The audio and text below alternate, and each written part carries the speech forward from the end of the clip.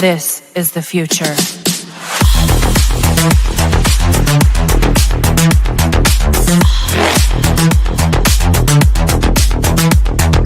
Evolution.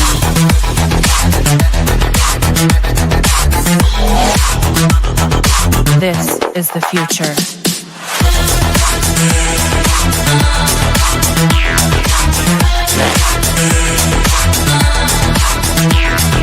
Evolution.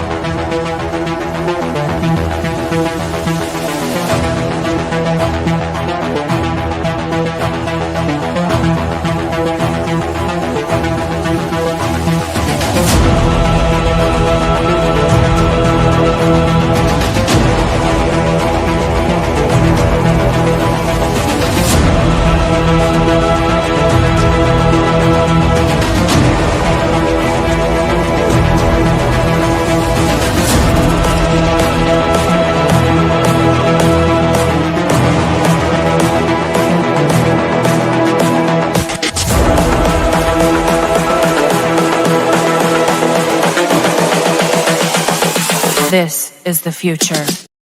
Hey guys, how's it going? Matt from Foulball Productions here. Thank you so much for joining me today. I hope that you're doing well because I'm doing phenomenally. Thank you very much. This is the 71st episode of the MFer Podcast, and I thank you very much for joining me tonight. Thank you so much, Man of War. Hello, Man of War 665, Neighbor of the Beast. Hello, sir.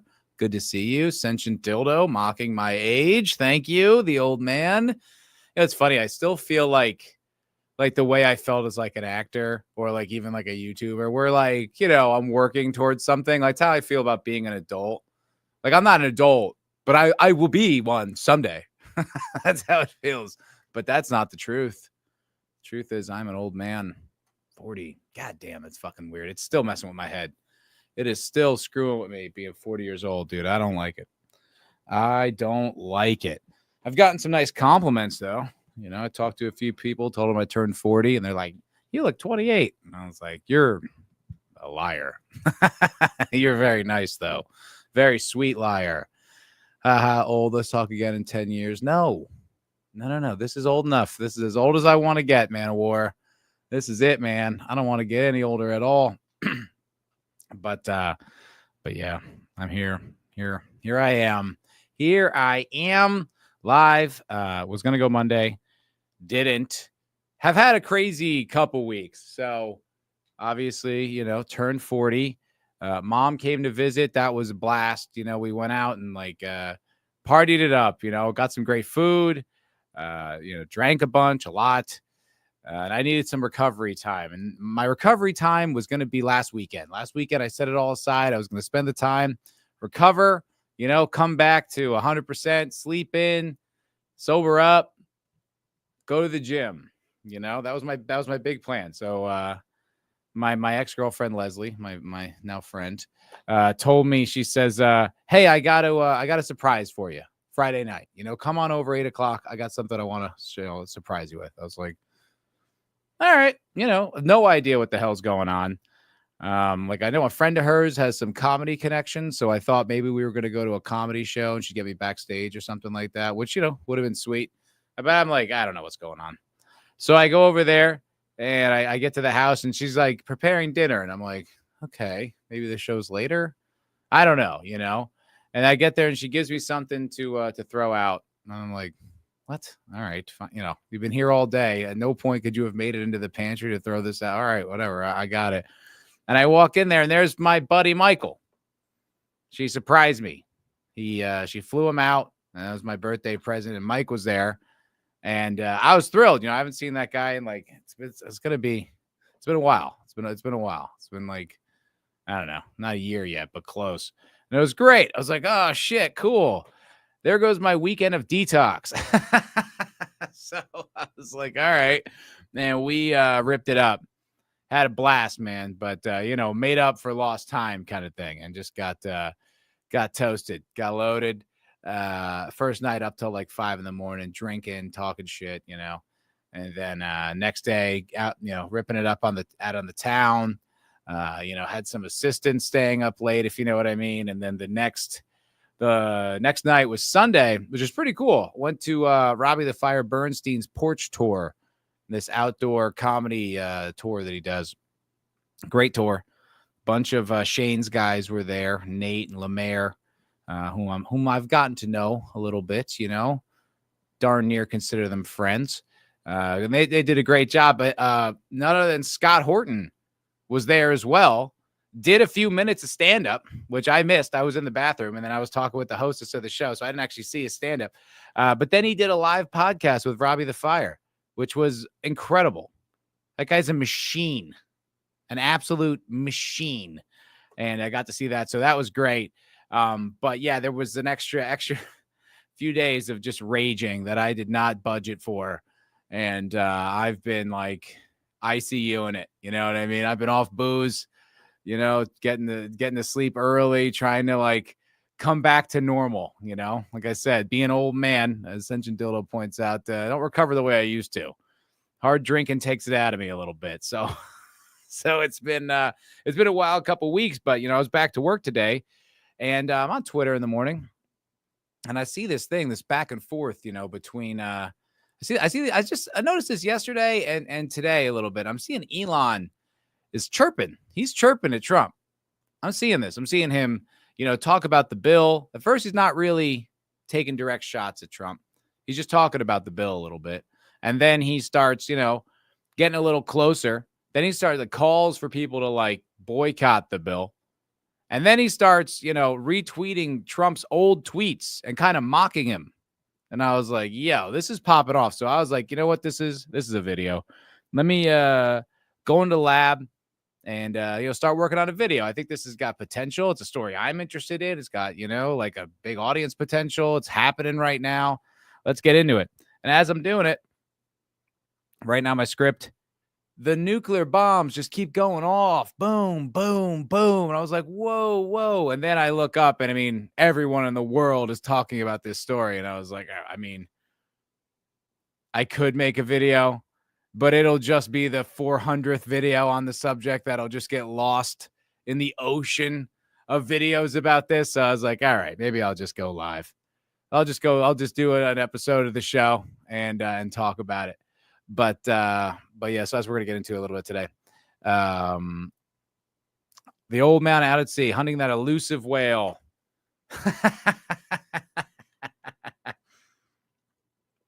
Elusive that whale remains. Did you unwrap that present? We're not homosexuals, Cinch Dildo, despite whatever sick Rule 34 fantasy you may have in your head. We are, in fact, not gay. Okay, I'm not gay. I can't speak for Michael all that much. I've seen him with women, but I've also seen him make some very left-wing communist arguments, so it's hard to tell, Who knows? Old romance is rekindled. Yes. Ascension Dildo says, weapons of mass distraction keep going off. Press X to doubt. So I've seen that going around, that people are arguing that this is a manufactured feud. I don't think so. I don't think you go to the levels that Elon went, and this is all nonsense hooey. Look, quite frankly, I hope it is, because I don't think this is good for anyone. I think this is really, really bad. And I started off my script. I'm just going to read the script verbatim, guys. No, I'm just kidding. That'd be really boring. But I started off the script. I was going to talk about, remember back in February. Don't you remember back in February? I do. When Doge was at its peak, the spirit of the nation was soaring. We're all pumped. We got everything we wanted. We voted for Trump. Elon's there, and there is a bit of cope going on too. Because if you remember, the left wing in this country was kind of popping off, talking about how no one voted for Elon. No one voted for Elon. And the right would respond with, yes, I did. And I actually did. I did vote for that, group of guys. It was part of the package. And now there's a few. The Trump guys are like, well, I didn't vote for Elon. I voted for Trump. It's like, you said you did, though. Just a few months ago, you said you did. I know this is all memory hold, but I know you said that. I was there when you did. But anyway, everything was going great. Had the chainsaw out. We were capping it, baby.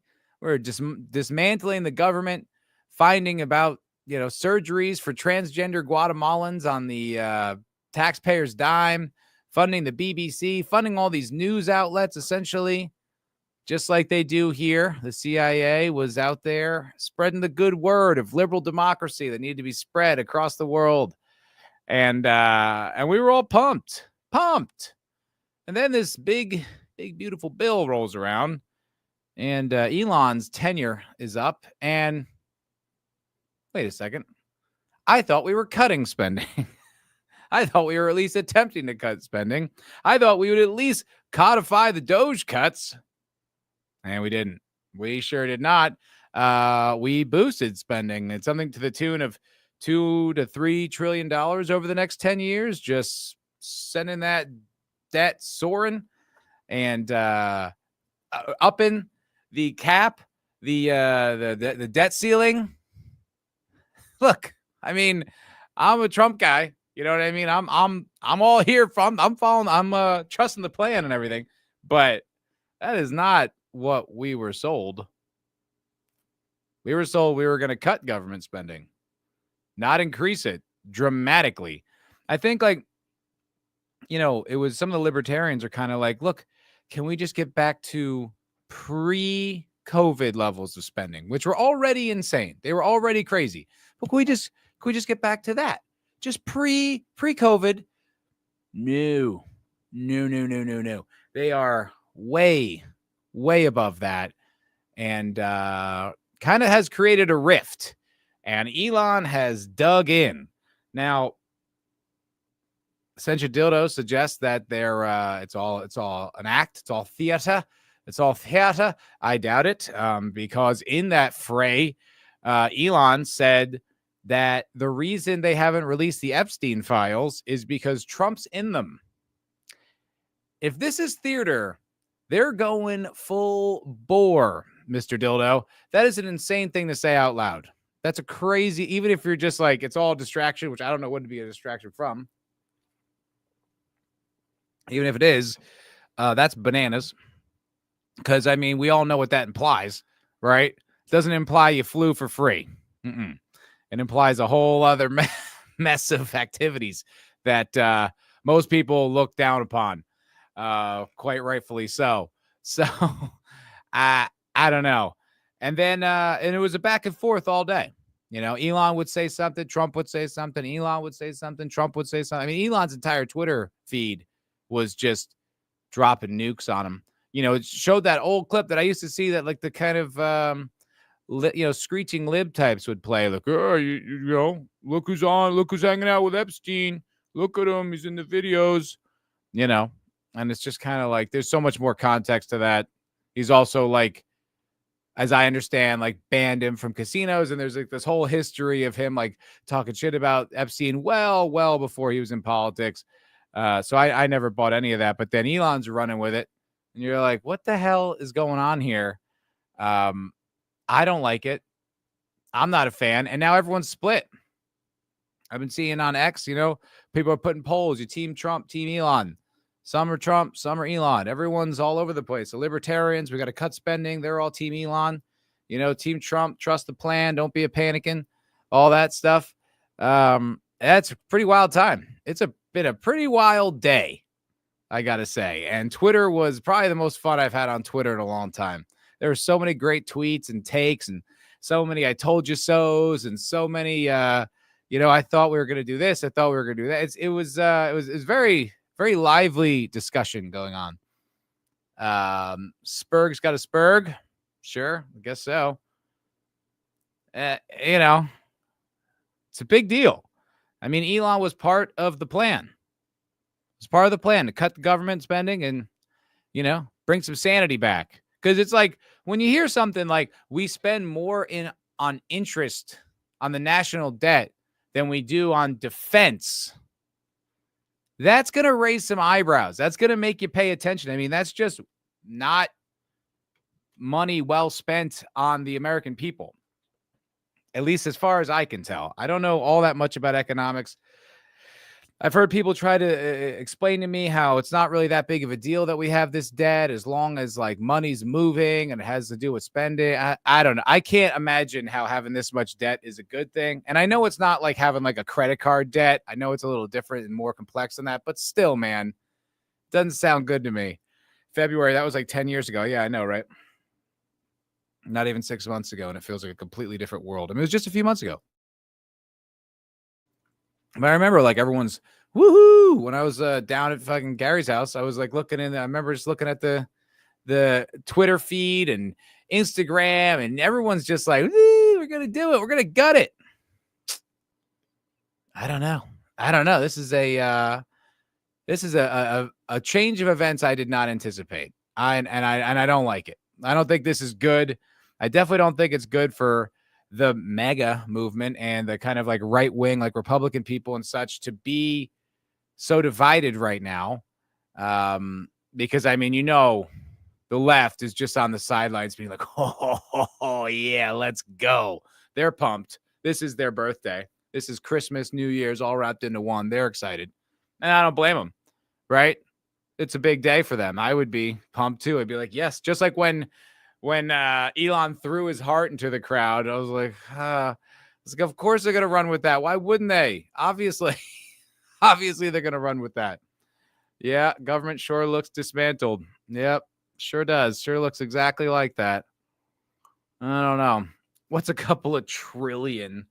Do you ever see that graph? I know Elon was sharing it around, but you see that graph of like the debt of like the government and this kind of like slowly increase, and then like you hit like the 2010s, it's like it's like one of Elon's rockets. It's a crazy. And you just I can't even wrap my head around trillions of dollars of debt. And it's just still going up. Raise the debt ceiling, all that. I don't know. Like, I really don't know. Hello, Sherry. Good to see you, Sherry. Thank you for popping in. Appreciate you being here. This is all still theater, even if a couple of prima donnas got into a fight on stage. This is a pretty, I don't know what, for why. Why would this be theater? For what benefit? I don't see the other side of it. I mean, are they hiding something? Is this one of those things where they're trying to pass something in the middle of the night to keep people distracted? Like from what? I mean, as the public, we're all into the guts on everything, especially the two biggest conflicts right now. I mean, people keep tabs on like Israel, Palestine, like it's, like a football game, every play. Same thing with the Ukraine war. So I don't, what could this be a distraction from? That's my question. Just, I don't see the benefit. I don't see how it could be. Maybe it is. I don't know, but I just don't see it. Ruben Christopher Haynes. Well, if there's anyone's opinion I wanted to hear on this matter, it would be Rubenito's. And here he is. Remember, Trump submits a budget that he would like. Elon is on board with Trump. The GOP made the budget. It sucks. This is 16D chess. 16D. Elon said Trump is on the Epstein so that it is released. Why would that have to be something that, like, why? Trump's the president, right? Why would he need this to happen? Why would he need this back and forth to go off like that? Like, why wouldn't he just release the list? Why does he need anyone's permission? Why does he need this sort of like false flag fight between him and Elon to get that out there? Why can't he just put it out there? Like, what's stopping him from doing it? Or Pam Bondi or anyone? They take their orders from him. What are they holding on to? I mean, I understand perhaps the true leader of our government, Israel, has something to say about that. So I don't really know. How about that, Ruben? You got any inside track into that? Because I understand a lot of that Epstein list is like Mossad, kind of a compromise. I mean, I know you've forsaken your faith and now you're one of the chosen people. So maybe you can give me some information that I don't have. I don't know. I only have a little bit of Jewish blood, and it goes all the way back to my great grandmother. And we buried that lineage. We're Irish Catholics. God damn it. We're going to pretend. Okay. We got blue eyes. That's good enough. Let us assimilate. But I don't know. I feel like that's too diluted for me to like tune my antenna into the Jewish mothership and get all the information. I don't know, but you're much closer than me, Ruben. So maybe you can fill me in. I'm not sure. Hello, E. Clay Thomason. What's going on? What's going on? I'm saying it's all theater. What, the world's a stage? Hey, fruitcake. I knew you'd say something like that. Artsy fartsy European tool. I'm just kidding. I've heard tell they do control the weather. I've heard as such too. Maybe they mean the weather is in the conversation. The weather, the climate of the country is what they mean. I don't know. They're keeping you busy watching the performance on stage, not paying attention to the grape going on backstage. I mean, it could be. You know, I mean, look, this is all politics, and politicians are not, you know, known to be honest or forthright or good for the country. Neither is government spending, though. That generally doesn't help us overall. Helps like some people, a select few, you know, people who've figured out the system and, you know, can exert pressure over it and extract wealth from the American people into their own pockets. But I don't see the 4D chess play, and I don't see the theater of it. I really don't. I feel like it's playing out honestly. And I feel like Elon tried to do a lot of things. I think the House Republicans and the Trump administration were kind of like, sounds good, but we'd rather do this. Elon leaves kind of in a huff, sits on it for a while, and then, you know, eventually couldn't hold his tongue any longer, and it created this whole feud. That's how I'm reading it. It's hard to say. I don't know. The thing is, like, I don't know who to believe or what to trust or what to think about the whole thing. Like, when I went and looked into the big, beautiful bill, I looked into it to see what it was all about. Because I was curious, you know, I was like, what is it? You know, and there are certain things about it that kind of draw pause. Like, for instance, I think it brings up the national debt, or sorry, the government spending to like $1 trillion. I'm sorry, the military budget to about $1 trillion, which is a lot of money, especially when I thought part of what we were doing was America First, kind of like reducing our involvement in foreign wars. If we're reducing our involvement in foreign wars, why do we need an increase in military spending? We already spend more than the next 10 countries combined. And I understand a lot of that has to do with, you know, NATO. A lot of these countries, they don't have to spend anything on military because we do it for them. I understand that too. But why are we increasing spending? What is that about? What are you preparing for? You know, quite frankly, I'd like to reduce some of that. We have military bases in hundreds and hundreds of countries all over the globe. I don't know. I'd like to reduce that. But it is one of those weird things when you find out that you spend more on healthcare than the military, and yet healthcare still sucks. You're like, well, they're obviously doing a bad job then. If they're spending that much money that you can have aircraft carriers and Tomahawk missiles and the, you know, all those jets and satellites and spy plane, you can do all that, but we can't have healthcare, and you spend more on the healthcare. Maybe we're doing something wrong. Maybe that's not great. God, I was so excited. I loved the early days of this administration, the Elon days when he was, you know, gutting everything and exposing everything. And, you know, the whole thing with the government retirement thing, when he discovers the system that they have where it's a big mine shaft and they have to have some elevator built in the 50s lowered into the mine shaft and file paperwork. You're like, what? This is out of a movie, right? That's not real.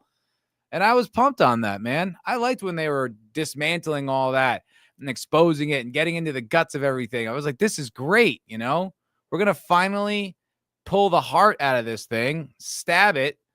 And, you know, like a phoenix coming out of the ashes, it'll rise again, stronger and better and greater and bigger. And it's not that at all. It's the same shit. And that's a bummer, dude. You know, even if the spending was the same, but everything ran better, I'd be cool with that. You know, even if we updated like the computer systems, made things more efficient, But it's just like you're just adding more, we're just keeping the same thing. It's almost like all the deep state twerps and the people who make a living just kind of, on the government teat really just had to wait it out. They just sit out through for the next 4 or 5 months and don't worry. Everything will be okay. It's just rhetoric. We're not actually going to do it. We're going to spend. Elon was literally sleeping in the Doge offices to cut. Right, that was his whole thing, to cut spending. Literally sleeping there, and we're not cutting. What are we doing? What are we doing? I don't know. E-Clay, I think Trump is getting pissed that Pam Bondi isn't doing her job. I think everyone's getting pissed at that. Also that, like, where are the arrests? I thought that was one of the things we're going to do. We were going to hold all these people accountable for all the bullshit they've been doing. Hold on. All right. Michael's texting me. We were debating this very thing today. Sometimes he's very uncooperative. Pretty sure ketamine didn't help none, right? I heard those accusations about Mr. Elon. Something to ponder for later. The state can only get bigger. This is facts. Let me see what you're giving me. Is this going to be gay N-words from space or something? Such a dildo? Oh, what is this? Oh, God. Who is this guy that you've sent me? What is this lib shit? Europos? I'm curious. Obviously, I can't watch it now. Is this legitimate, though, or is this just doomer shit? Because there's a lot of just doomer political content out there, too. I hesitate to jump on any kind of... I try to be as patient as I can when it comes to politics. I try to not move abruptly with things. I try to listen to a lot of different sources and and try to wait until something is completely evident. I don't like to be a reactionary because you can get bandied about all day, left and right, and you can believe this and believe that, If I'm being honest, I think like Elon's been like shady, not shady, but just inconsistent and kind of like a doofus, and stuff like him getting exposed for lying about playing video games is about the dumbest shit ever. He's made a lot of promises he hasn't come through on and talks a big game and just kind of like, there's enough stuff. But overall, I believe what he was trying to do was genuine, was authentic, that he was really, truly trying to save the government and the country from falling off a financial cliff that we'll never get out from under. I believed that.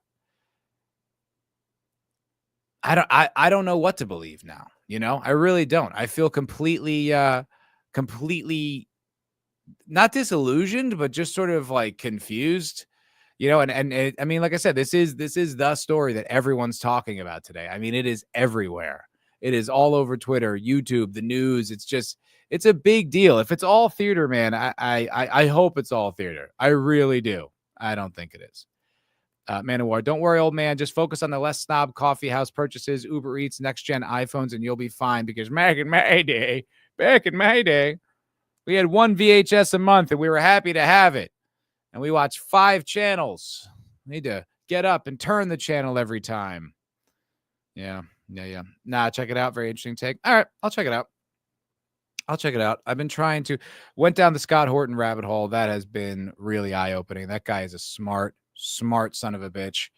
I was looking at his, because I've only seen him as like a guest on stuff. I think I saw him as a guest on Dave Smith and a few other things. But I was like, I know he's an author. I was like, does he make content? Yeah. He's got a YouTube channel called The Scott Horton Show.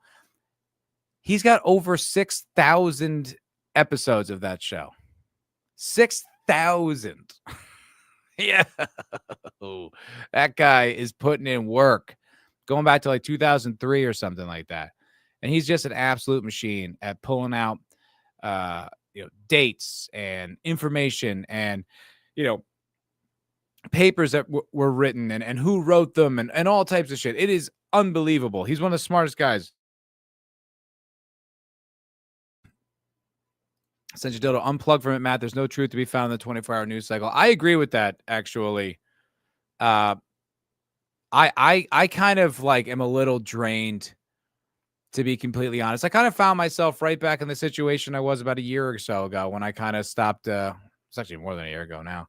When I kind of pulled away, where I just found myself drained, trying to find stuff to talk about. No, I gotta pull up topics for the show. I gotta, I gotta have. It's draining, man.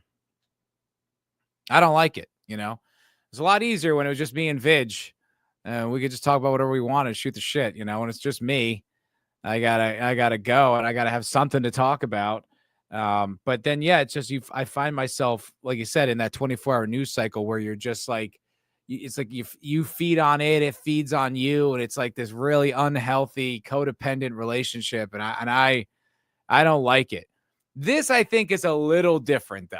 This is way different. I don't think this is just like, speculation or back and forth, kind of like someone. This is the president and like the guy who he brought in, who helped get him elected, right? Who bought X or bought Twitter, turned it into X because he saw that there needed to be somewhere that had unfiltered, or at least as close as you could get to unfiltered speech, where people could actually say what they wanted to say, so that the narrative wasn't completely controlled by the deep state and NGOs and all this other stuff that have, do not have the American people's interests at heart.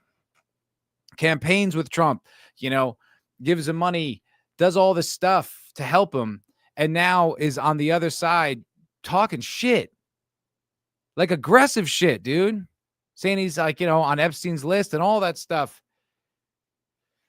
This doesn't feel like just a 24-hour news cycle, man. This feels like something big, and we'll see where it goes. But I'm not currently not optimistic or positive about it. I think it's bad. I don't love it. I'm not into it. That's the point of it. Keep you drained. Yeah, sure. I buy that. I believe that. Still got to do a show though. Still got to talk about something. Still talk about video games? We can talk about video games. I've been playing some video games, that's fine. We can free OJ. I did, however, because I am conflicted about this, and I, like I said, Trump guy, believe in the man, trust in the plannikin and not being a panikin. I looked into the bill. Well, I had Grok look into the bill, to be precise, and had him bullet point what it accounts for. And there were some things in there I thought were great. I thought were really good. They sounded awesome to me. I don't know how or why it cost so much money, but there were things I was like, yeah. No tax or tips on overtime. That's great. Those are fantastic things. I think that's awesome. That's a good thing, I would say, I used to work for tips, and it's like, yeah, that's great. You don't make much anyway. Lowered taxes for working class people in several different ways. I saw that. That was good. Like lower, like auto loan, a bigger tax rebate for auto loan stuff. No weapon silencer tax. Pretty based. Now, if I buy a silencer, there's no tax on that. Let's go. Or if it's reduced, not that I have they make silencers for Glocks or old 1890s pistols. I don't think they do. But if I bought an AR, I could get a silencer for it. It's my right as an American, more specifically living in Texas.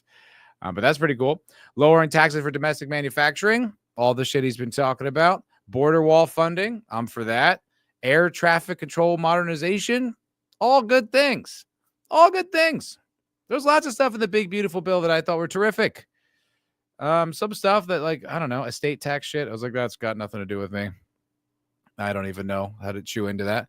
But, everything I saw was good. And there were certain things like Medicare, or was it Medicare or Medicaid? One of those government healthcare programs that just costs goddamn fortune. So much money. But I saw, it was like some of the things, it was like, if you're able-bodied, you have to work like 80 hours a month to get it. I was like, that's reasonable. If you can work and you're not working, I don't think you should just like get free shit because of that. If you can't work, that's one thing. Or if you're too old to work, that's another. Plus, it's like my mom's old. She's retired. Dad too. I think they're all on Medicare. you know, I want them taken care of. I don't want them to have to, you know, get sick. And I don't know. It's a whole ass thing that I guess you're going to have to ask someone smarter than me, because I really don't know. E-Clay also not drinking the Kool-Aid here.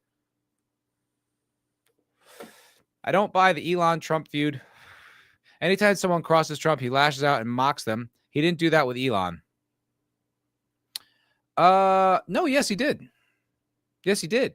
He said he essentially, look, what did he say on Truth? He said something about, I was having trouble getting to Truth Social. It wasn't loading for me for some reason. I don't know if it's because I was using this Brave. Oh, no, there we go. He says the easiest way to save money on our budget, billions and billions of dollars, is to terminate Elon's government subsidies and contracts. I was always surprised that Biden didn't do it. That's lashing out. I would say that's lashing out. I would say that is not the kind of thing that's like he would want to hear. That's going to cost him billions, right? His government programs with EV and SpaceX. And he also said that Elon was, quote, wearing thin. I asked him to leave. I took away his EV mandate that forced everyone to buy electric cars that nobody else wanted. He knew that for months. I was going to do. And he just went crazy. I would say calling him crazy and that you fired him, that's lashing out. I don't know. And then the very last thing he says, I don't mind Elon turning against me, but he should have done so months ago. This is one of the greatest bills ever. One of the greatest bills ever. Presented to Congress. It's a record cut in tax and expenses, $1.6 trillion, and the biggest tax cut ever given. If this bill doesn't pass, there will be a 68% tax increase. Oof. And things far worse than that. I didn't create this mess. I'm just here to fix it. This puts our country on the path of greatness. Make America great again. Now, that's just kind of more traditional Trump rhetoric. But I don't know. This does not feel fake to me in any way. I don't really know. Shit, talk about your date. Fuck this gay shit. My date? You don't want to talk about this anymore? You're bored with the biggest story of the day? All right. Trump is also using this to smoke out Republicans who don't really support him. Man, this maybe Ruben's right. I was about to say out loud. This is 16D chest. I don't know, man. I don't know. Come on, Matt. You can afford Kool-Aid Weilers from Dollar Tree if you're lucky. I don't know. They cut SNAP benefits. I'm kind of screwed. I wouldn't call it that screwed. Man, that's light for Trump. I agree that's light for Trump. But I think if he goes too hard on him, it's going to look really bad for everybody. It's going to look bad for the campaign. It's going to look bad for the integrity of this administration. If he just destroys him, I don't know. Maybe he's getting some self-awareness. That doesn't sound like Trump, though. I don't really know. I don't know, man. This whole thing just makes me unsettled. Like, I felt better when I thought, when mommy and daddy were together. Now I just feel like the kid, like, witnessing a divorce, and it's not suiting me well at all. I don't know. Talk about that date with the gym chick. I never had the date with the gym chick. I never saw her after that. I swear. I did not see her. Not that I was at the gym every day, but I've been there. Been going, guys. Been getting fucking huge, guys. Getting so fucking big. Can't you tell? But I haven't run into her. I haven't seen her. From that awkward moment where she took out her phone and was like, all right. And then I was like, and then the next thing is, and then she didn't say that. And then it was just like, oh, all right, see you later. I was just like, oh, okay. Like, it was so awkward. I was like, that was weird. That was a weird thing you did there. I thought you were indicating, never mind, but that was odd. And then, yeah, I seriously haven't seen, I don't even know if she works there anymore, because I still go around the same time, and I just have not seen her. Maybe she's on vacation. I don't know. I have no idea. Shit, that's depressing. At least you had Mike's Boosie to come for you. I do not have sexual relations with my friend Michael. Okay. All right, buddy. Okay. Yeah, it's a little depressing, to be completely honest, but like, whatever. I mean, you can't get upset about something you never had. I just, I was hoping against hope. Woohoo! But it didn't work out. I mean, at least it hasn't yet. I don't know. I don't see her. I only know like her first name. Even if I wanted to stalk her online, that would be tricky.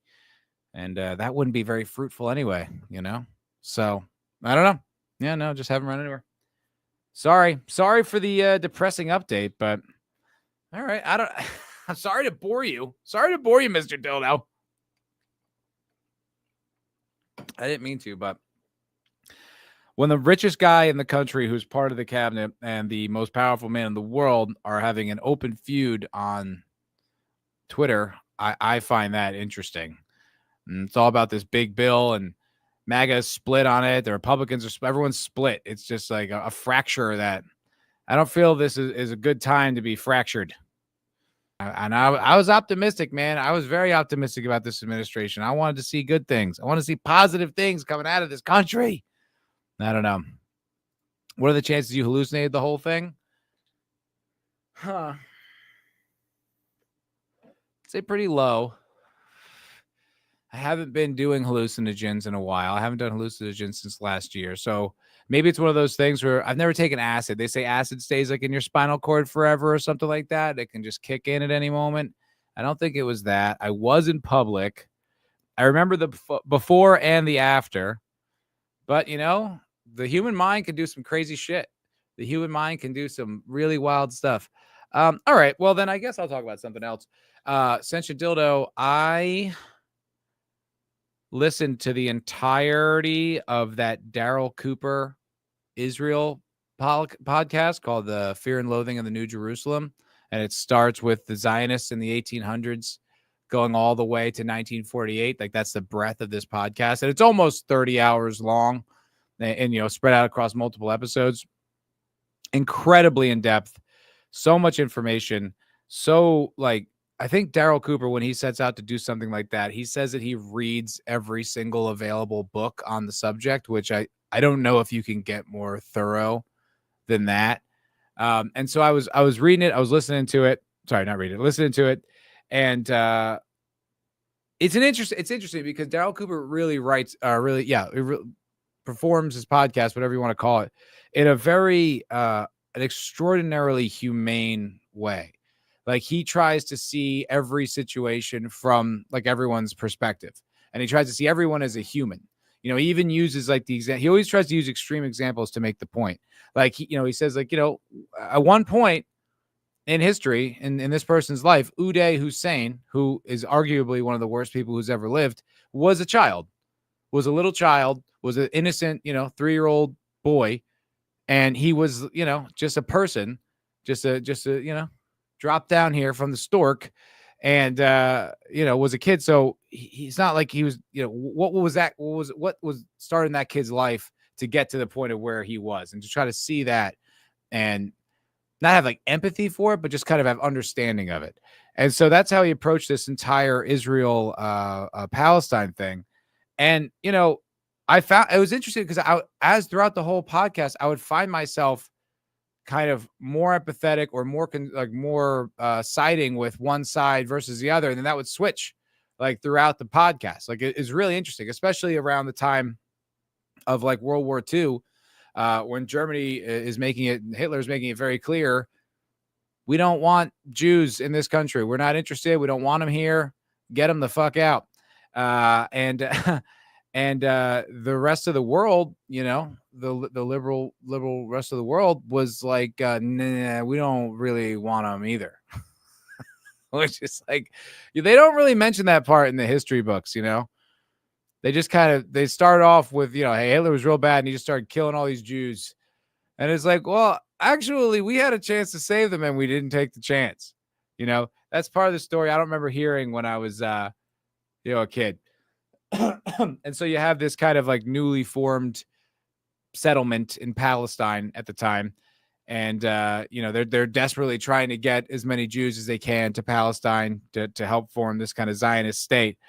And, you find yourself empathizing tremendously with those people, because it's this is different. He talks about these massacres that happened where it was just bringing all these people into an area and just shooting them, throwing them into a ditch, and just over and over and over. And the people who survived that, and just the ungodly horror of that. And, so, you find yourself empathetic, and then that all ends. And now there's a vote on like whether or not to just start this state, this Israeli state, in the UN. And it doesn't look like it's going to go. Then a bunch of people changed their minds at the last second. And it doesn't sound like very scrupulous methods were employed to change those votes. It sounds like there were death threats and economic threats, and the United States was very much involved. It was throwing their weight around with places like the Philippines that voted for it.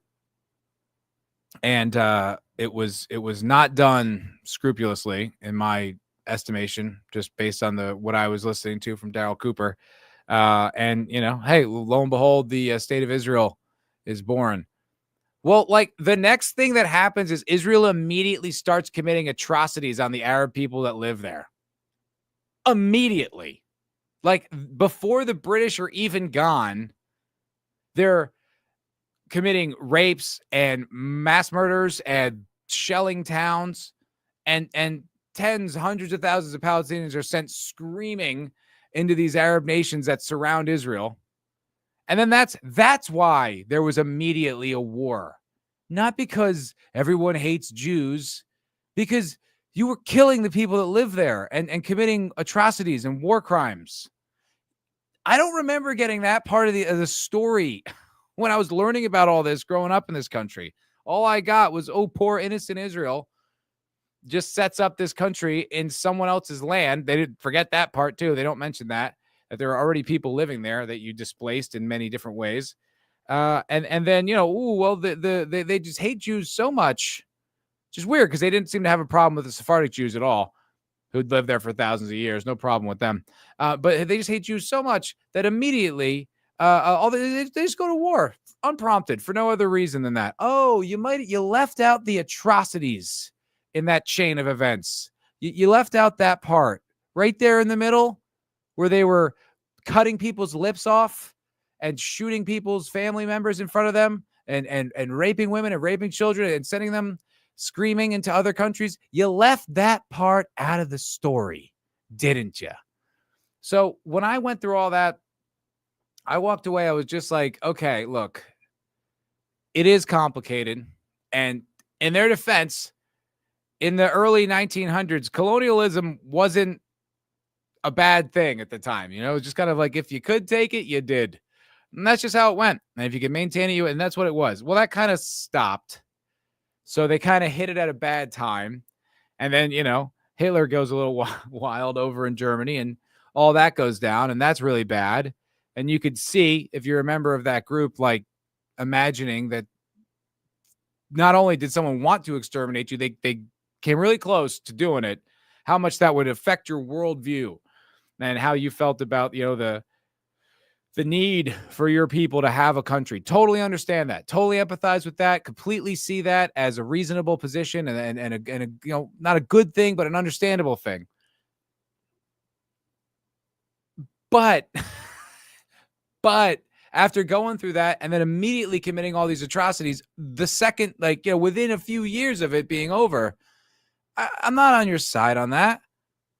You're not the good guys. That's the thing I walked away. It's just like, all right, Israel might not be the bad guys, but they are not the good guys in this whole story. And that's not even to say what's going on today and what's been going on since. Not even getting into that. I'm just getting into the origins. And you're like, there is many, many important things of that story that are just not talked about. Just flat out not talked about. All right, now let's see what's going on. Now I want to see how flamed I'm getting in the comments here. Okay.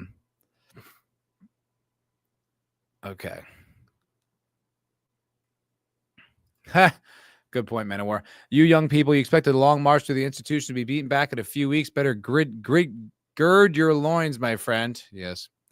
Uday, yeah. Uday Hussein was a monster for real. Agree with that. I still can't get over grown men engaging in anything called a tweet. Well, the president does. So I would consider that kind of important. The leader of the free world does quite often. You're reporting me for being a Nazi apologist. Well, yeah, I mean, that's basically what happens when you criticize the nation of Israel. It's so funny. It's just kind of like, what do you hate, Jews? No, I just think the nation of Israel's done a lot of bad things. It's like, well, then you hate Jews. It's like, if you say so, man, I'm telling you what I think. If you want to label it that, that's up to you. I'm not trying to convince you I'm not, but it's just like, I'm talking about the government. If you want to make it that, I don't know, man, I can't stop you from doing it. But it's like, you've basically, you've lumped the two together. So it's like, so now are Jews, if there is an atrocity committed, are Jews as a group responsible for it? Is that how you look at it? Because that seems way more racist to me. That seems way more anti-Semitic, because it's kind of like, I can narrow it down to a group of, Israeli government people who do it. I can point the finger at them. But if you want me to point the finger at all Jews, that's way, way more anti-Semitic. It's like, my neighbor's Jewish or whatever. Not, they're all fucking El Salvadorian or whatever. But if he was, is it his fault? Is it his fault if they kill Palestinian children? Like, it's not a group. I don't look at that herd mentality. It's not, everyone's not in on it.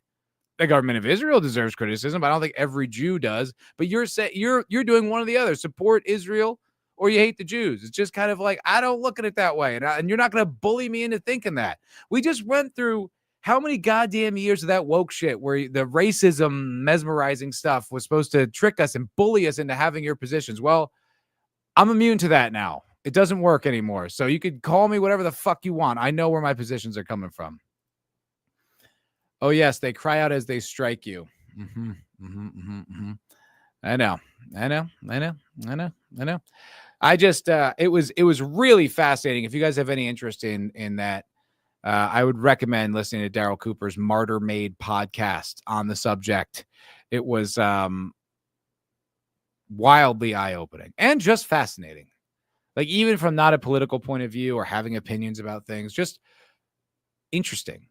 Just really interesting. I mean, we get such a shitty, such a bullshit fairy tale about the formation of Israel. I mean, my understanding, and I'm not exaggerating, and I'm not just saying this to make a point. I'm not. My understanding of Israel, of the formation of Israel, growing up, was Hitler tried to kill all the Jews. So as recompense, we gave them Israel, and the Arab world was not too thrilled about that. And that's why this conflict has been going on as long as it has been. Boy, did you leave out a few things in that summation. You left out that there were already settlers there for 30 years. And that this plan had been going back to the 1800s. And it had nothing to do with Hitler because no one knew who this guy was going to be. It was leveraged. They used Hitler as leverage. And, like I said, legitimately, like, they were trying to get wiped out. I could understand, I said it adds weight to the claim, but that's not the fuck happened at all. And they certainly didn't just attack because they hate Jews. I imagine their hatred of Jews has grown in the past decades. Yeah, I could see if you're fucking going to war constantly with the whole region and you stole it. I mean, there's no other way to say you fucking stole it. Like, I get it, If we went to war with the Native Americans, in the 20th century, there'd probably be a bunch of them that were still pretty pissed off about it. And if there were like nations around that were still, First Nations people or whatever, and they were still going to war with us, I could see why. They'd be pissed. Like, it's not like crazy to understand, but boy, they leave it the fuck out. Better not look into the relationship between Zionists and Mustache Man. Daryl Cooper talked about that a little bit. He touched on it a little. He said that they tried to reach out where they're like, hey, totally, we agree. They're not Germans. They're Jews. We would love it if you could just send them our way. Which, I mean, kind of makes sense, Like, that's a pretty good strategy. Be like, oh my God, you're right, dude. Those guys you don't need them. They'll fuck everything up. Just send them our way. Because they were trying to get as many settlers into the country as possible to continue to expand it. Once again, not necessarily for the most magnanimous reasons. I mean, they wanted to have a majority population so they could just outvote the native Arabs, which is like I said, not the good guys, not the good guys, not the bad guys necessarily, not the good guys. Please stop with that fucking bullshit. But it was interesting. You know, one thing I learned about the mustache man in that as well, which I thought was really fascinating. I had never heard this before. It was in that whole thing because he goes on to say, he has a little thing. Obviously, it's hard to talk about the formation of Israel and the struggle of the Jews if you don't mention Mustache Man. It's kind of an important figure in that whole thing. One of the things he said was that the reason Mustache Man wore funny mustache was because that was a nod, kind of like an acknowledgement to the German people about the tragedy of World War One. Was that wasn't uncommon, that look in World War One, because that's how you had to get the gas mask on, was to have like a little tight little mustache like that. And I was like, oh shit. You know what I thought of immediately, Senshin Dildo, and you might know where I'm going with this, but I started to think of the Beltalowda tattoos. I started to think about that, the way they signified to other Beltalowda with the tats about the contact points that would burn while they were in space. I was kind of like, it's a bit of a nod, right? And it's like, oh, that actually is just an interesting fact about history that I'd never heard before. You know, they tend to dance around those, but I thought that was pretty fucking interesting. I did not know that. I was like, wow. And like, yeah, that's the thing. They're also pensive. He's such an interesting guy. Like and he can also, it's amazing how he can like not have empathy necessarily, but have like understanding for people and kind of like what they see and what they see in the world, and also not like, you know, and be able to condemn it at the same time and not let it like affect his own worldview and principles. I mean, he's just really incredible podcaster. Like, I'm listening to his next series right now, which is all about cannibalism and human sacrifice, like in a historical context, and kind of he's sort of making the argument, not strongly, he's just more studying these cultures, but he's sort of making the argument that it's part of the evolution of man is to go through like a cannibalistic kind of human sacrifice phase. He's focusing on the Aztecs. I will say, as a work, it's not as tight, whereas the Israel-Palestine thing is really laser focused, and he makes the points, and they're, you know, it's so thorough, and he's telling the whole story. I mean, it's incredible. He tells it from the beginning to 1948, and it's just, you know, so unbelievably thorough, packed with so many names, and he describes them. He's a good storyteller. Like, he describes like these guys, like who they are, you know, like what type of guy they are, like if they're, you know, like a tough Russian Jew who like fought in, you know, whatever war, and like, you know, came over and just like he had this mentality about like, you know, the formation of Israel. And it's just very, very fascinating. He's got a really good way of like understanding the men, and he's got a great instinct for storytelling. And he's a fantastic podcaster. Really like him. I could hear that dog whistle from all the way over here. What dog whistle? Don't you imply things? Don't you suggest things? I'm being completely transparent, sir. Completely transparent. Nothing to hide. You're hearing everything I got to say. You know, it's funny, like, I was talking to Michael about it, because he was on about Israel to begin with this whole, you know, pretty much from the jump with the Israel-Palestine thing. I didn't really know any of it. I didn't know anything, really. Just kind of what you get from the news in snippets. You know, like my dad, right? Like, he's born in 1953, you know, 5 years after the formation of Israel. He still believed this story. He still believed the tale, the fairy tale about how Israel was just formed, you know, it's just a little offering to the Jews after World War II. And like my mom too, she believes it. Like, I was talking with her one day, and she's like, "Oh, they've been fighting like that for thousands of years." I'm like, "No, they have not really at all. Actually, it has not been. It's been like 100. It's not. It hasn't been thousands of years, because they weren't there. They started importing millions." Like, at one point, Daryl Cooper in the podcast like talks about the problems we have in this country with immigration, right? And he then made a percentage change, and he said that if the amount of like European Jews had come into Palestine as, let's say, Mexicans would, or Southern Americans, whatever, would come into this country, to have the equivalent percentage that would make sense for Americans, it would have to be 75 million, like Mexican people or Southern Americans, Hispanic, South, whatever you want to say, coming to this country. That's how dramatic the shift in demographic in that region was. We would go to war. This country would 100% go to war, no question. 75 million new people coming to this, we'll go to war. We'll go to war. It wouldn't even be a question. It wouldn't even be a thought. There'd be a war. No doubt in my mind. So having empathy, right? Like having, like, these are people that live there for a long time, right? And they've been going through hell. There was like a famine in Syria, like right around the World War I, like just how bad shit had been. Like it was just, there were human beings there and they're not thrilled about it. And guess what? They're still fucking not. And guess what? They have a fucking point. They're not way off. But I was talking to Michael and I was like, when you talk about all this stuff, obviously, like, anti-Semitism's floating right next to you. You know what I mean? It's so it's just like right now. You're like, what are you saying? Where are you going with this? And I was like, I don't need it to be the Jews for Israel to be doing terrible things. It's a stupid comparison. It doesn't need to be the same thing. I don't know why that's the immediate leap. It goes right there. It's like, it doesn't have to, though. This is a government, right?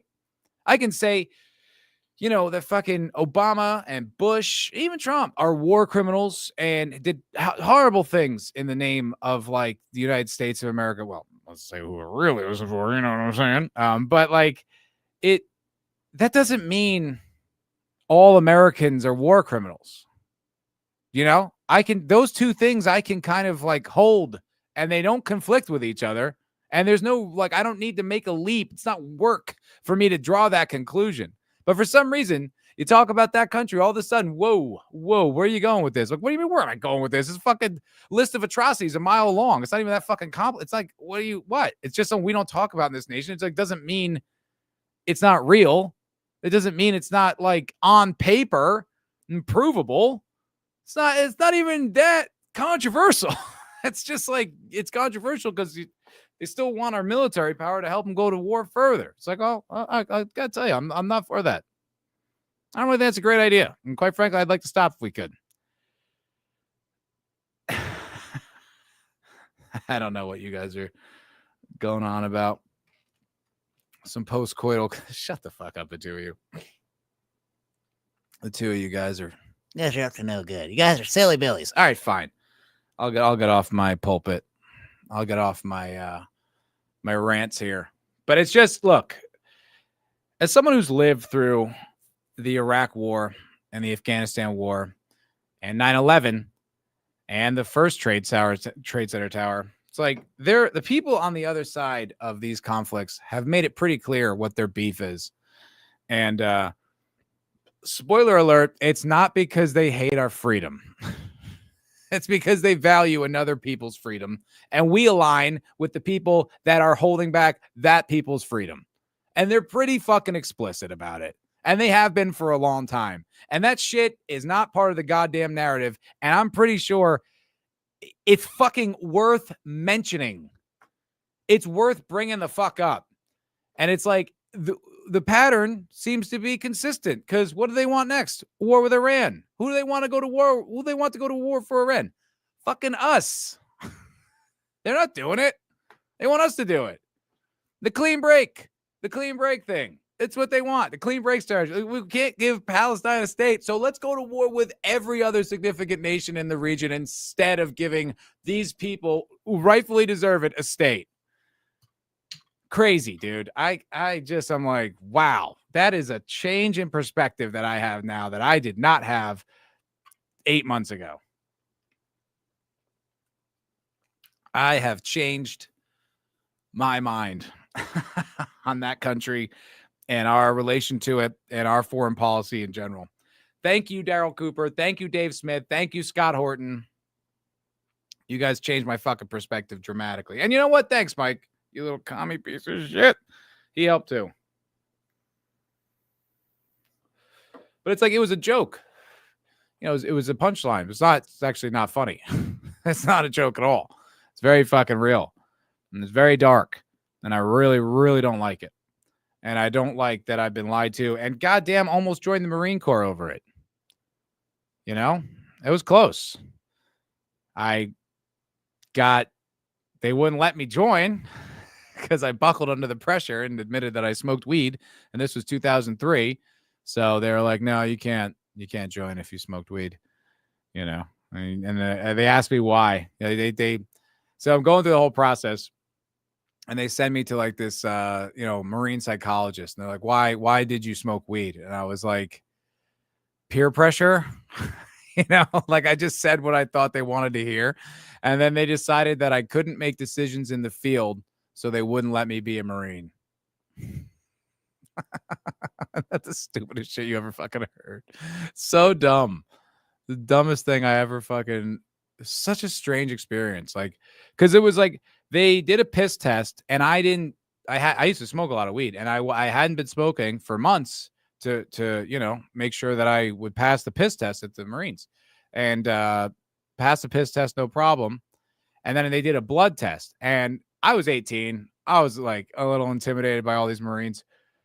And the guy who took my blood told me, he's like, this is just an AIDS test. It's not a drug test. It's like, blah, blah, blah. And then at the end of it, they sit me down in this room. And this very intimidating Marine Corps sergeant was like telling me that actually was not an HIV test. That was a drug test. Now, if there's anything you got to tell me right now, you tell me, because we don't want to find it out later. And I was like, okay, sir. I smoke marijuana. And then that's when the whole.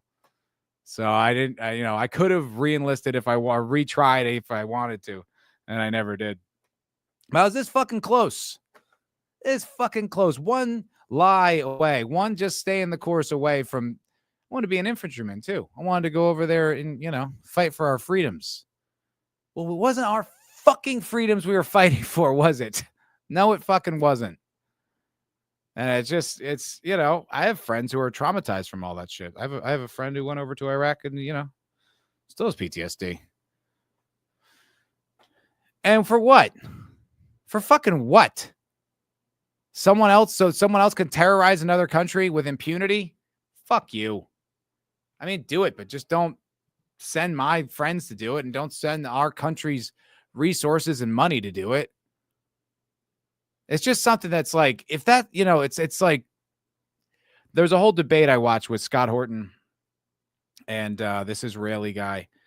And the guy goes on to make a good point. The Israeli guy, he goes like, well, you say this about Israel's responsible for all this stuff. It's like, well, this George Bush and Dick Cheney and Donald Rumsfeld, those guys, are they all Israeli spies too? And I was kind of thinking like, no, that's actually not a bad counterpoint. And Horton goes, he's right. No. Those guys aren't Jewish. They don't have any ties to Israel. They're just, this guy is he's Episcopalian, this, that, and the other. But all the guys around him do. And then he goes and lists off like 12 different guys that were like all in their cabinet, who all had direct ties to Israel, were very much involved with that whole thing. And then you go back and you look at like the neocons, like clean break strategy. I mean, this was all planned. This has been like written out. And there was like Dave brings it up all the time, but General Wesley Clark had like, he saw the plan. The plan was to take down 7 nations. And we've gotten 6 of the fucking 7. There's one missing. Which one is that? I'll give you a fucking clue. They keep mentioning the goddamn nuclear deal. It's that one. Unfucking believable. It just makes me so mad. It's like that's what all that shit was about? So you don't have to give these people a fucking state that they deserve? Jesus Christ. They have like legitimate grievances with you. Those are all very valid. It just makes me fucking mad. Makes me fucking mad. When they imparted all these nuggets on you, did they sell you on some Squarespace? Look, if you think, you can look at it yourself, man. You think I'm making it up. I'm certainly not the authority, but I've been listening to a lot of it. I've been looking into a whole lot of it, and it seems pretty consistent from these people. In the 80s, my friend also caved and admitted to weed. He was all set to enter the Navy nuclear program. He wound up on a frigate in the secretarial pool. That sounds pretty good. The massacre sounds like okay. But yeah, no, it was, but they wouldn't even let me join. It wasn't, I didn't even get the chance. Lol, he played you like a fiddle. Yeah. Yeah. He was scary, dude. I was just like a fucking shrimpy kid, man. I was very intimidated by that guy. Kitty did a diagram on the Scott versus Crystal. Yeah, I told her about it. I sent her a message on it. I was like, hey, you should talk about this one. Because it's fucking really good. I don't know if she found it because of me, but I did send it to her so she could do it. And yeah, it was, I mean, to call that a debate, that was ridiculous. I mean, Horton just mopped the floor with this guy. It's just a total propagandist liar. I mean, basically, that guy kept making points like, the moderator kept asking him, so why is it in America's interest? And then he keeps making arguments for Israel. It's like, we know why it's in Israel's interest. We're not asking that. We're asking, why is it America's interest? He had no, the bombs, they attacked, they killed people in the 70s. You're like, okay, I mean, this is all you got, and you got nothing. And that's why I said, when I met Scott at that show, I met Horton at that show, I told him, I was just like, because that was the whole reason I watched the Douglas Murray, Dave Smith debate. That was the whole reason I watched it, because I was just kind of like, what is the other side? Because I was starting to get I was like, this is cloudy. This is complicated. I don't, if what I'm reading, if what they're saying is true and all this information I'm getting is true, like there's got to be like another side to this argument. Like, what is the other side? Like, what is the pro-Israel side? There fucking isn't one. There isn't one unless you count, we don't give a fuck about them. We don't consider they're human, and we want to do whatever the hell we want with the authority and the fucking might of the United States military. So, well, I got to be honest, it's not really convincing me you're on the right side of this thing. If that's all you got, hand to God. That's the funniest thing too, is you'll hear a lot of people, the Bible and God, and Israel is the land of the Jews and all this because it's in the Bible, and God says, well, guess fucking what? The people who started that shit, the original Zionists in the 1800s, fucking atheists. They didn't believe that. That wasn't part of their reason. They believed the Jews should have a homeland, and they had some good reasons to think that because they were constantly getting fucking killed in Russia and shit. Totally. But it's not because it was God's land. So that's not why they believe that shit. It's just unfucking believable, man. It's just so it's just so blackpilling. You know what I mean? It's not it's just when you get all that information, you see it all in order, and it's just like, I was thinking about how fucking stupid we are, or we were, and myself included. They hate us for our freedoms. That's why they got together and sacrificed their lives and flew a plane into those buildings. They hate us for our freedoms, which is too free. It's like, what the fuck? There were a lot closer countries. You know what I mean? There's other countries near them, way closer, that are, arguably as free, have just as decadent Western lifestyles. Didn't do anything to them. Why fly all the way across the ocean to do that? Why? Oh, they told us why. They made it explicit as to why. It was as clear as day. It really was no mystery here. But no, they hate us for our freedoms. Yeah, the internet, I mean, is chewing up these neocons and the Israel lobby. Like, you can't hide anymore. It's like you can't. There's too much information out there. It's too obvious. Such a ditto. Great power is going to great power. What pisses me off is all the libtarbs spreading democracy, human rights waffle. Just be honest about it. We're the big dog, and we want to do what the fuck we like, and I could at least respect it. Yeah, I mean, to be fair, that's kind of it a little bit. In the piece of uranium that powers that whole nuclear reactor. It kind of is that. That's like the post World War II, like, global strategy, is we're going to spread liberal democracy all over the world because it's the best. It's been proven. It's the best source of government, and it's, I guess, a one size fits all, and all cultures, regardless of their values and their concerns and the way they run their lives, are just going to accept it. And it's just been war ever since. It's just been constant war ever fucking since. and it has not worked.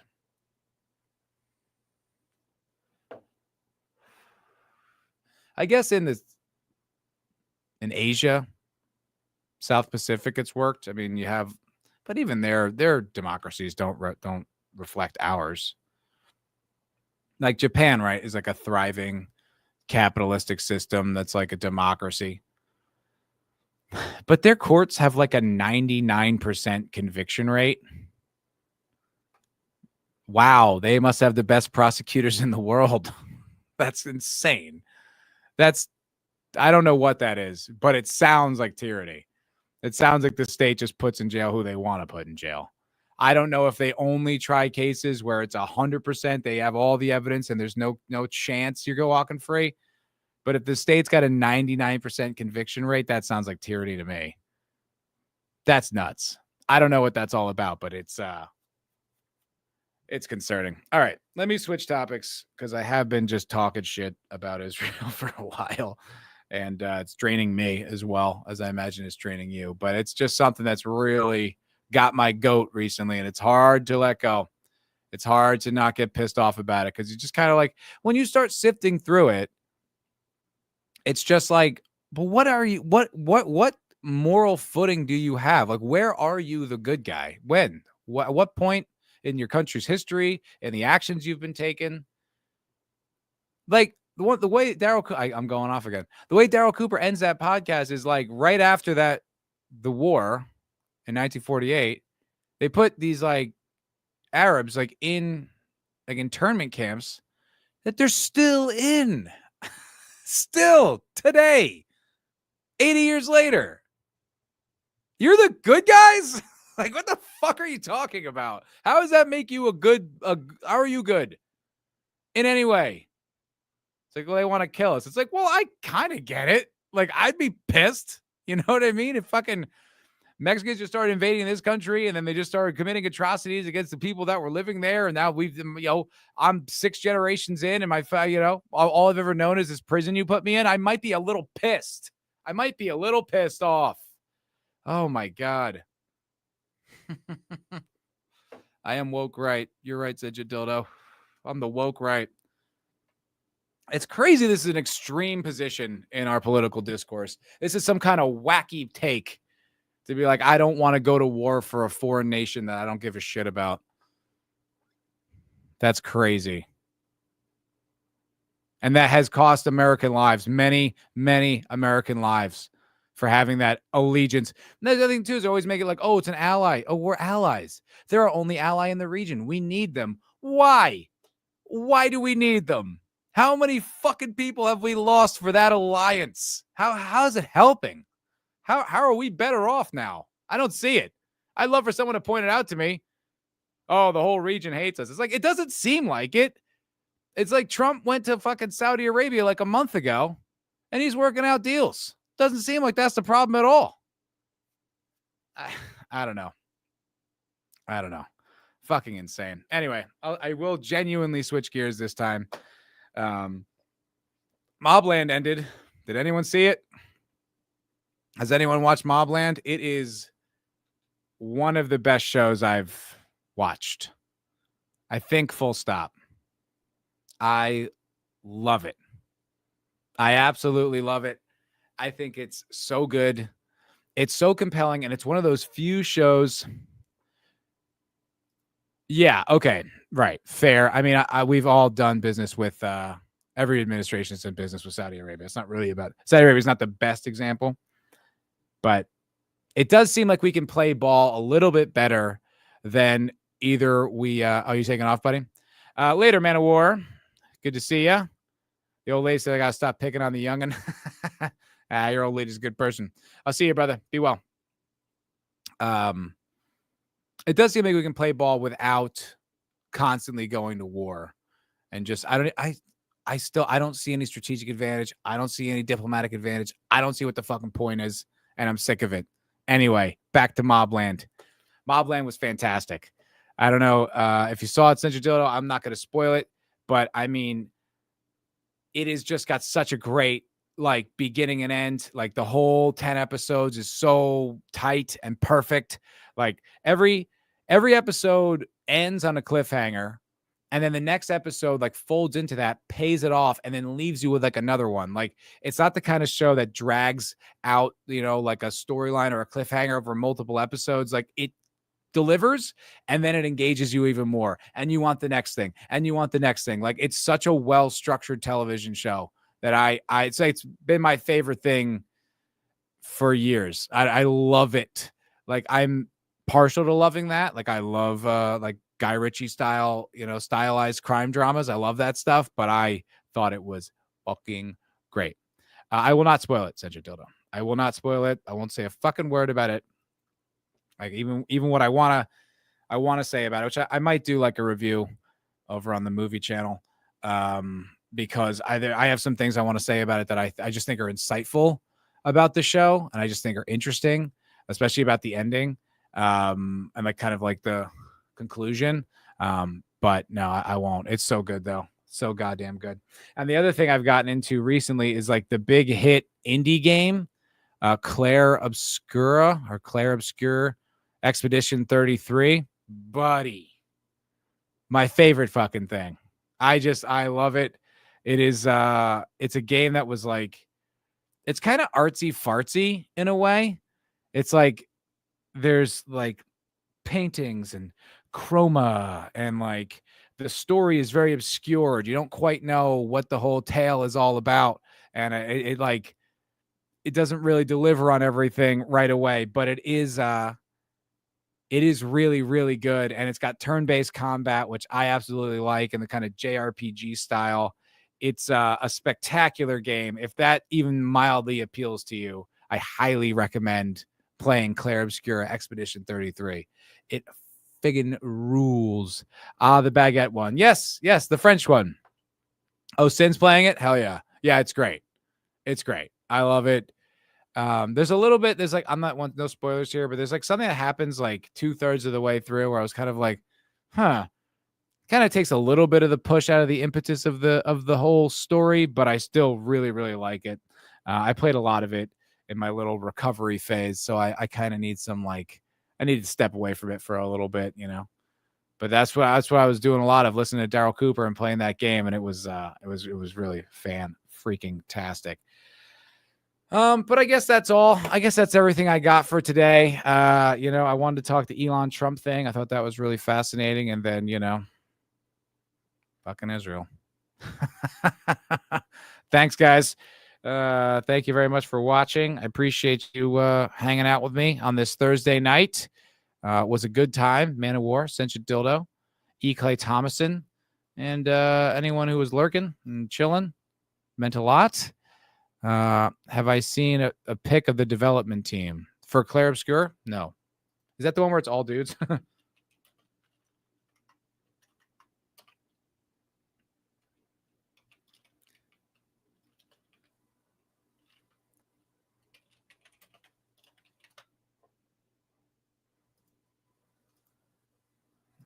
Let me see. Yeah. Where it's like 90%. Yeah. I have seen that. That's really funny. I'll put it up right now. There we go. Okay. Yeah. Pretty funny. It's like, oh, what do you know? What do you know?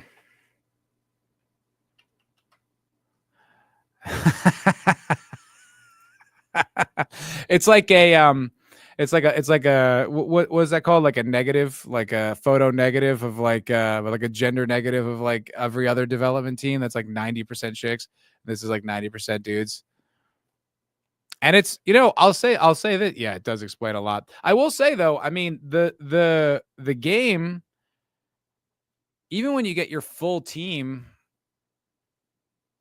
it's only 2 dudes and the rest are girls. And then there's like a kind of a thing on your team. But it's mostly chicks. And in fact, the major story points surround a girl on your team. And it's not gay. Like, it's not pussy shit at all. Like, you're not reminded of that. It doesn't feel like that. There's zero gender, social politics in it whatsoever. None. There's no like girls get it done. Nothing. It is just a really well structured and honestly like artistically bold kind of a game because the story it's actually telling at its heart is not like it's not like a typical game story. It's not like Gears of War, or even like a Mass Effect or Deus Ex. Like it's very like impressionistic, in the sense that it's not a direct. They don't even really spell it out when you learn everything. It's still kind of like you need to piece it all together, and it's got all these kind of layered emotions. And like I said, it's mostly about a chick, or not, but I mean the chicks in it are very central to the story, and you don't even notice it except to just be like, oh, that's odd, that's interesting, but it isn't like one of those things. So anyway, all right, gonna wrap it up here. I will see you all on Monday. Thank you very much for watching. I hope you guys had fun. If not, sorry, and I'll talk to you later. Have a good one. How's that for a slice of fried gold? Yeah, boy.